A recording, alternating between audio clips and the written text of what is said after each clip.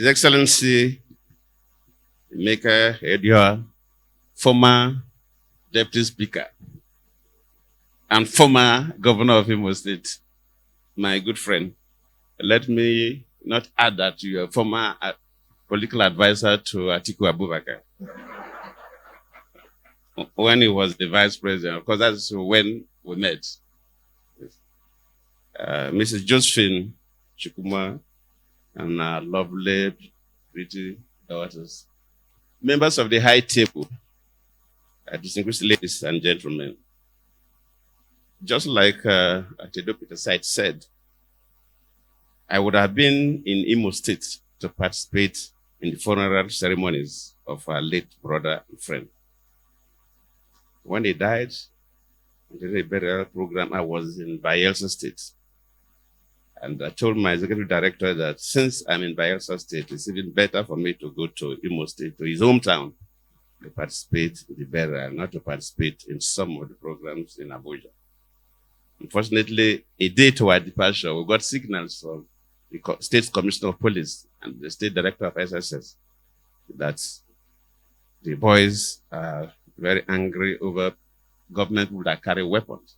That they will not attack me as a person, but they may attack my security. And that will create problems that we should not attend. That is why we couldn't. My daughter, my sister, we again express our condolences to you and my children. So we are quite pleased when we got the invitation that we have put up a program today, and you invited us to be a part of the program. So I'm delighted to join the family, friends, and colleagues of Innocent Chukwuma at this one-year memorial program aimed at preserving and sustaining the legacy of a great man, a compatriot, who served Nigeria, Africa, and indeed the entire humanity with relentless passion and commitment. I appreciate his family and the organizing committee for this laudable initiative and for extending an invitation to me to share my thoughts on a topic that I believe was dear to Innocent. Our departed brother and friend was a man of positive accomplishments who dedicated over 3 decades of his life to causes that promote social justice, security, democracy, good governance, and the general good of humanity. As an advocate of peace and good governance, his life clearly reflected the virtues he preached. He was an exemplary character of a good leader. Because listening to Peter Side and others, you know who Innocent was. Whether as a human rights activist, social critic, or boardroom executive, Innocent remained consistent to his creed. His was a passion for justice, transparency, and peace as the defining elements of a good society. They are the virtues he went ahead to display and exemplify in his everyday life. Innocent Chukwuma was a man of diverse significance to different people and groups, and indeed a good man to all. For us, as the Goodluck Jonathan Foundation, he was our cherished board member who readily offered valuable support without holding back. He was a tireless campaigner for a better Nigeria from his days as a student in the prestigious University of Nigeria in Nsukka. He chose his own path in life, having seen the inequities in our society, dedicating himself to the pursuit of an egalitarian society. In doing so, he avoided convenient opportunism and self-seeking propensity for materialism towards personal gains. It is most fitting that today we are gathered here to add a footnote to a great life that the man himself had immortalized by opting to live for the good of his society and humanity. Just like Peter Said said, he does not need to have big buildings to write thousands of books, but his lives and times will make us to continue to remember him. In choosing to raise his voice for many who will never be able to repay him in person, the man that carefully, albeit unintentionally, etched his name on a prominent page in the book of history. For over 3 decades, Innocent expended his best years in the trenches, ensuring that we had a society in which every voice can be heard. It is the work that the likes of Innocent did most selflessly, I must add, that is sustaining the hope of Nigerians and providing them with the opportunities to excel. It is such that paved the way for a Nigerian like me, without any significant financial means, and not even from a majority tribe or ethnic group in the country, to aspire and eventually occupy the office of President of the Federal Republic of Nigeria. I am glad that Innocent Chukwuma Empowerment Foundation is being launched today to drive his vision for a just and inclusive society where citizens, especially the young and women, will thrive economically and politically without let or hindrance. This vision perhaps makes the topic of my discourse, building an inclusive society for the future generation, very important, especially during this session of politics and electioneering in our country. And I know Meka is on it. Democracy as a political philosophy that offers a broadest platform for inclusive participation is anchored on the essential virtues of human liberty, which encompasses political, economic, and social rights. These rights are the premise upon which democracy's promise of peace, equality, and justice, as well as capacity to improve the welfare and social condition of the citizens, are framed. Civil liberties cannot therefore be achieved in exclusion of economic well-being of the citizens. Democracy, therefore, becomes meaningful when citizens are happy and are saved from political and social threats like hunger, poverty, discrimination, and persecution. In this regard, the regularity of elections and other democratic activities in a country is not enough to consolidate democracy, as recent events in Africa, especially in West Africa, have shown. It is instructive that the continent of Africa has experienced reversals of democratic gains in some countries owing to discontent from citizens on the state of governance in their countries. We must collectively condemn strong men and other actors who compromise the constitutional orders through coup d'etats and other illegitimate means of acquiring political power. At the same time, we must also call on those in power to be alive to their responsibilities, be sensitive to the feelings of citizens, and adhere to the rule of law to ensure that democracy endures in our countries. There is no gainsaying the fact that attainment of basic human needs and fulfillment of democratic promises of peace and security and flourishing of human rights are the basic background upon which democracy grows.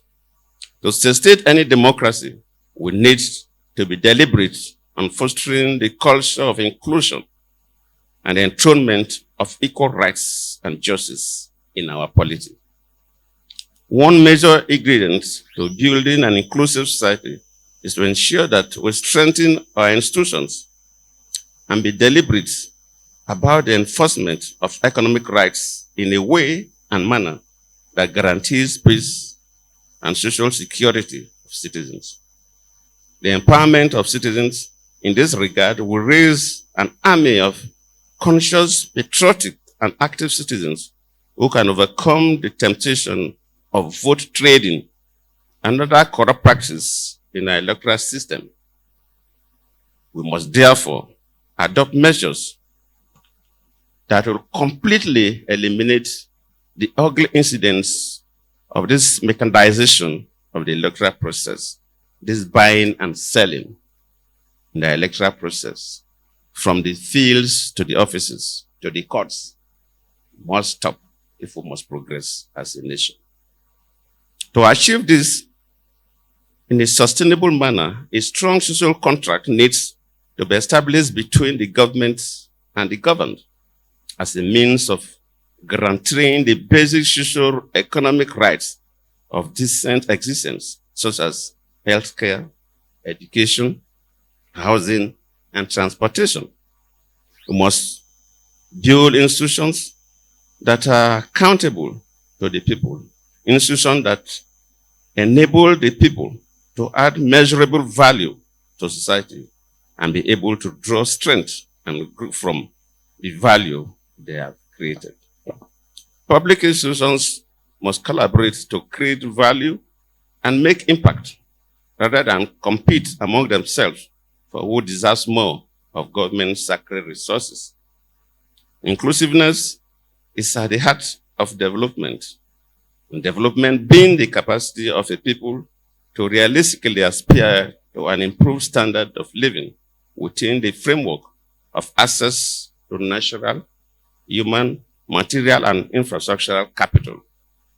Sustainable development is often seen as a marathon which requires that governance must be attuned to today's needs and the needs of generations to come. In this modern era, education has become a top priority in our society. The reason is not far-fetched. It is the most effective tool of preparing citizens and equipping them for the future. For them to become decent people, protect themselves, and also ensure that society is built, children must be educated. Because the primary reason for education, like we all know, is to prepare our children for the affective, the cognitive, and the psychomotor domains of learning. But I always ask, sending children to school alone, can that help a society? All parents struggle to send our children to school. We all went to school. But I believe that sending our children to school alone does not help. Because as we prepare for their future by sending them to school, parents spending money to send them to the best schools they can afford, government supporting that through scholarship programs and grants, and building schools for them. At the end of the day, if the society is not prepared for the children we are training, then we will be in crisis.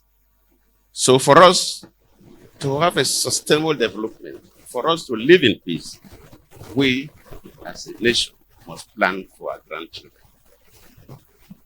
Any society that doesn't plan for the future will surely end up in crisis. So yes, we must build good schools. My children must attend schools. But we must expand the political, the economic, and industrial environment for these people who are coming out from schools to have a meaningful living. When citizens are not protected by the state, it is always difficult for you to ask them to be patriotic. If you go to places like US, the average American, black or white, talks about America.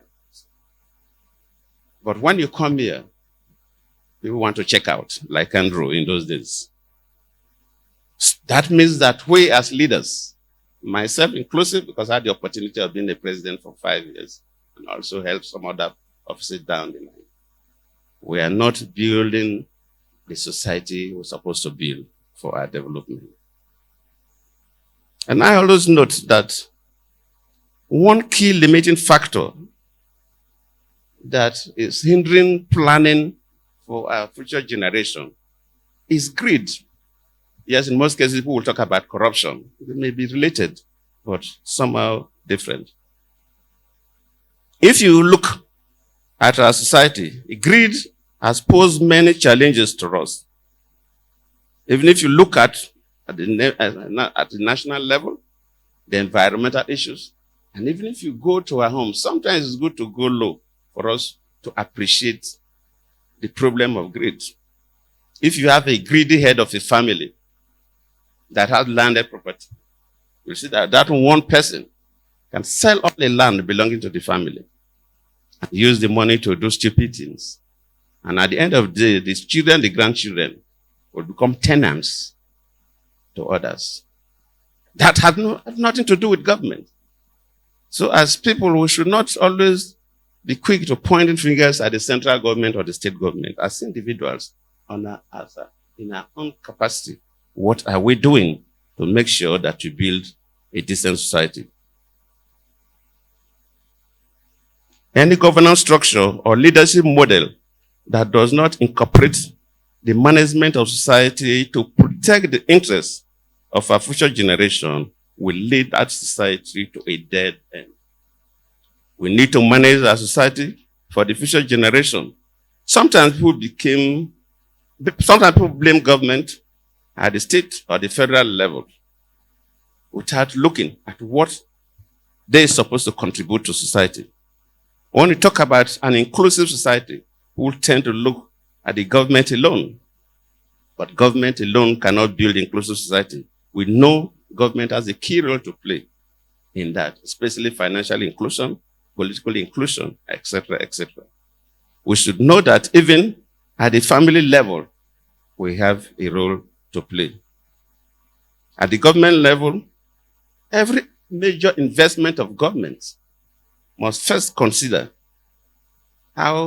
what impact will that investment have on our future generation.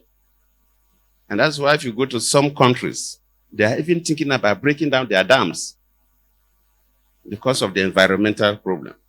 Some countries are thinking about stopping their coal-generated power stations because of environmental problem, because they are thinking about the future generation. So for us, as a nation, whatever thing we need to do, we must consider the impact that will be on our children and our grandchildren. And we must ensure that we prepare these young ones and prepare the environment for them. When I was in office, there's something that I did. I came up with a PRESID, the Presidential Special Scholarship for Scholarship for Innovation and Development. We call it the PRESID. And people ask why the President Emeka was in Parliament. I know the parliamentarians invited my minister and the executive secretary of NUC. They refused to invite me. Because I felt, and when I was an acting president, I was invited to the US for the first nuclear summit by Obama then. And in Africa, we're only about these 3 countries that were invited. I know Nigeria, Gabon, and one other African country. Nuclear summit, that was the first. Then we had the second one in South Korea. So for a nation to be respected by other nations, there are 2 key things.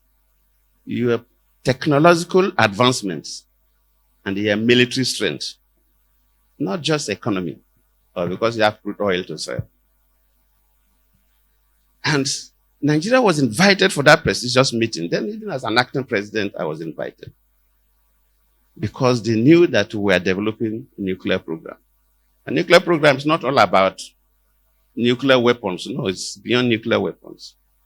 And I said, look, We have nuclear program. We have satellite programs in this country. We must encourage our best brains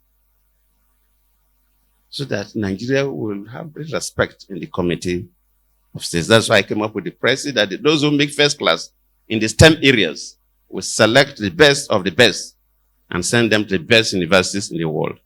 And that if we continue to do that for a period of 15 to 25 years, we will be recognized by the world.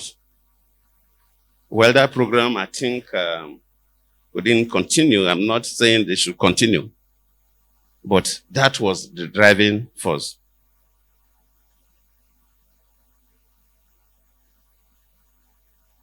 Let me emphasize that as a people, we need to change our political behavior and culture. The kind of politics we play in most African countries is such that will not help our quest for growth and development. And I'm saying this because these are some of the key things Innocent Chukwuma, the person we're celebrating today, stood for. In most cases, as we politicians, we look at ourselves alone, or at best, we look at our family. Maybe we extend to our communities or clans and so on. And until political leaders begin to look at the whole state, if you want to be a governor, or the whole country, if you want to be a president, as your own family. And just like as you can protect any member of your family, you can protect anybody that is in the state. Just like as you can keep your house clean, you should be able to keep all the state clean if you're a governor. Until we get to that level and we integrate that into our own political behavior, then we will go somewhere. But with this practice of political officers only looking or securing their future at the expense of the people, and we are in trouble. And these are the issues civil society and our brother Innocent struggled to see that we change our political behavior, our social behavior at all levels, in the civil service, the political class, and even in the private sector, to accommodate the interests of all Nigerians. On behalf of the Goodluck Jonathan Foundation, let me sincerely thank Mrs. Chukwuma, the daughters, the organizing committee, and all of you that have come today to celebrate a man that needs to be celebrated. I thank you all.